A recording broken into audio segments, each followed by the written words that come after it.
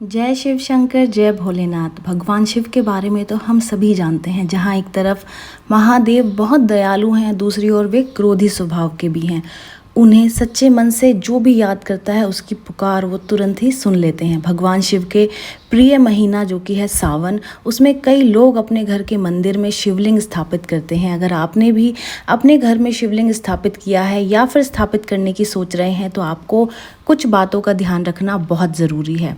आप ये तो जानते ही हैं कि भगवान शिव जब क्रोधित हो जाते हैं तो वो पूरी पृथ्वी का विनाश करने की क्षमता रखते हैं। ऐसे में कभी भी कोई भी ऐसा काम नहीं करना चाहिए या कोई भी ऐसी चीज़ नहीं चढ़ानी चाहिए जो उन्हें पसंद ना हो। तो आज मैं आपको कुछ ऐसी ही ज़रूरी बातें बताने जा रही हूँ और ये जानने के लिए मैं आपका स्वागत करती हूँ आपके अपने चैनल महकार संसार में, और ईश्वर से कामना करती हूँ कि आपके घर की सुख शांति और समृद्धि सदा ही बनी रहे और भगवान का ढेर सारा प्यार और आशीर्वाद आपको मिलता रहे। यदि आप घर में शिवलिंग स्थापित कर रहे हैं तो उसे भूल कर भी कोने में या फिर किसी ऐसी जगह ना रखें जहां आप उसकी पूजा ना कर पाएँ। ऐसा करने से शिव भगवान जो हैं वो क्रोधित हो जाते हैं और उनके क्रोध से बचना मुश्किल ही नहीं नामुमकिन होता है।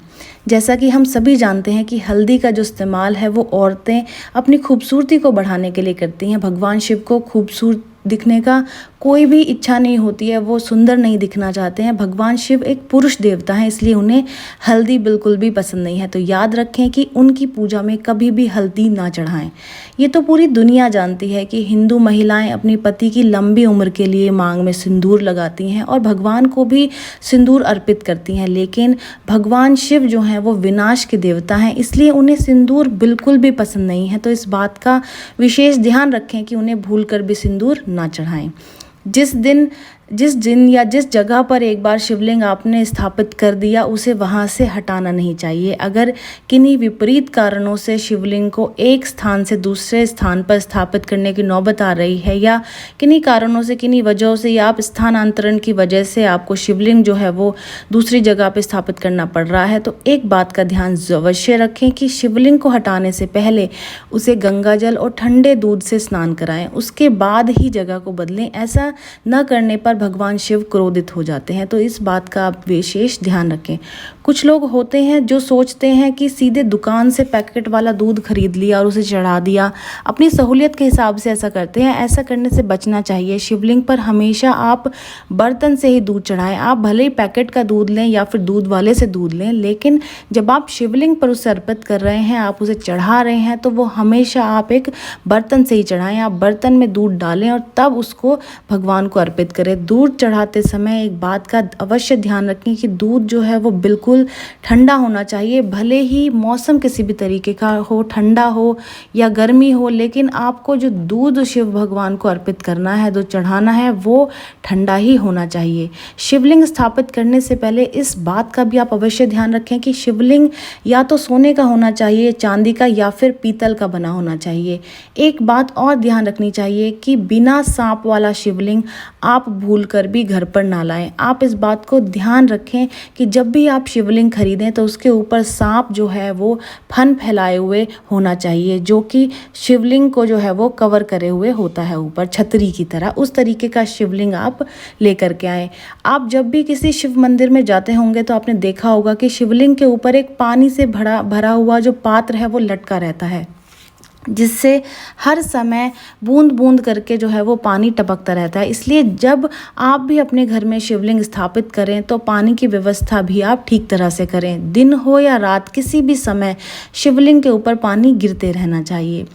जब आप अपने घर पर शिवलिंग स्थापित कर रहे हो तो इस बात का भी खास तौर पर ध्यान रखें कि शिवलिंग को कभी भी अकेले न रखें। इससे आप माँ पार्वती और गणेश की मूर्ति भी आपको उनके साथ में रखनी चाहिए, क्योंकि ऐसा कहा जाता है कि जब भी आप शिवलिंग की पूजा कर रहे हो तो आपको उनके पूरे परिवार की पूजा करना आवश्यक होता है।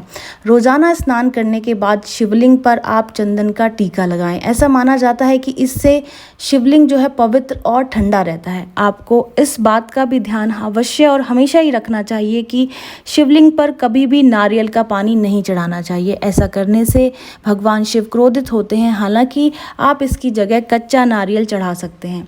शिवलिंग पर भूल कर भी तुलसी की पत्तियां नहीं चढ़ानी चाहिए। शिवलिंग पर हमेशा बेलपत्र ही चढ़ाने चाहिए और बेलपत्र चढ़ाना जो है वो हमेशा ही शुभ माना जाता है।